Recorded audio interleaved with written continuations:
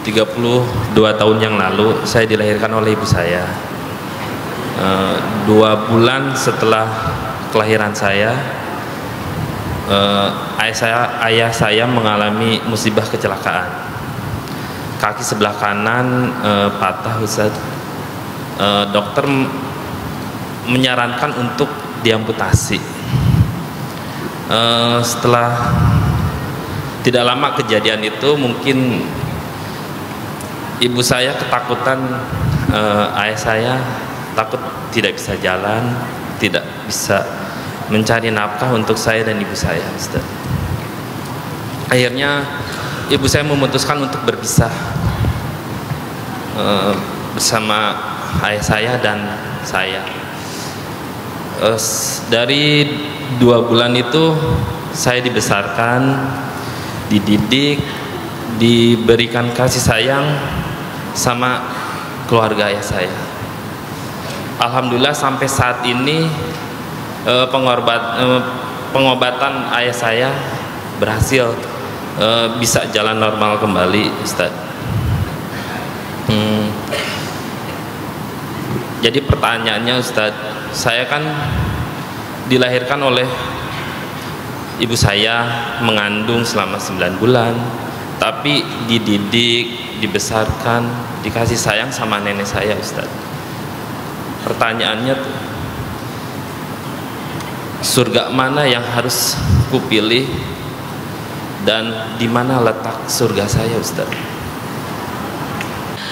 Baik, Mas Rudi, pertama prihatin dengan cerita Mas Rudi. Semoga pengalaman yang sangat luar biasa di masa lalu Mas Rudi itu menjadi sebuah kebijaksanaan dalam kehidupan Mas Rudi, sehingga pengalaman itu akan menuntun Mas Rudi menjadi orang yang hebat di masa yang akan datang. Sebagai seorang suami, sebagai seorang ayah, sebagai seorang laki-laki, untuk bisa menjadi lebih baik di masa yang akan datang.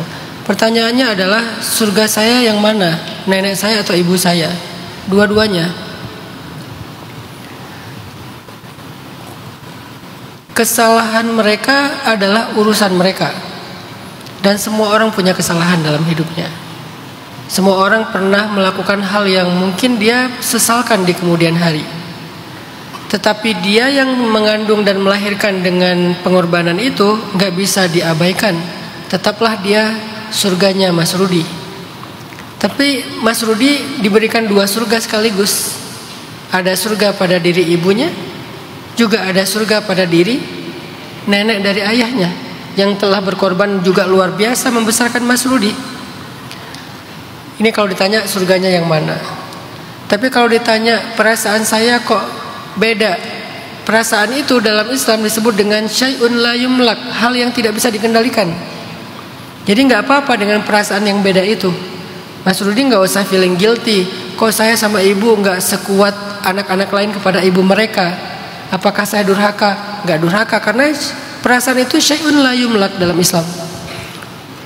Hal yang gak bisa dikendalikan dalam Islam. Yang bisa dikendalikan itu ekspresinya, sikapnya. Tapi tiba-tiba kita ngerasa jatuh hati dengan seseorang, atau ngerasa marah kepada seseorang, atau ngerasa benci kepada seseorang, atau ngerasa sakit kepada seseorang, itu tuh kayak nggak bisa dikendalikan seutuhnya oleh kita. Makanya dalam Islam ada ayat la yukallifullahu nafsan, Allah tidak akan membebankan hukum, bukan musibah ya, itu konteksnya lagi-lagi di Indonesia salah terjemah juga tuh. Ketika dapat musibah, ayatnya Allah tidak akan memberikan saya ujian di luar batas kemampuan saya. Ayatnya bukan tentang ujian, tentang beban hukum. Allah tidak akan membebani hukum halal haram terhadap apa yang kita nggak mampu. Misalnya kita nggak mampu untuk melupakan seseorang di hati kita, padahal kita udah berusaha, itu nggak jadi haram perasaan itu. Haramnya adalah sikap kita, haramnya adalah ekspresi kita yang melampaui batas. Tapi rasanya ya kita minta aja sama Allah. Setelah kalimat itu nanti ada kalimat doa. Kan la yukallifullahu nafsan illa usaha. Itu di luar kemampuan kita. Makanya doanya apa?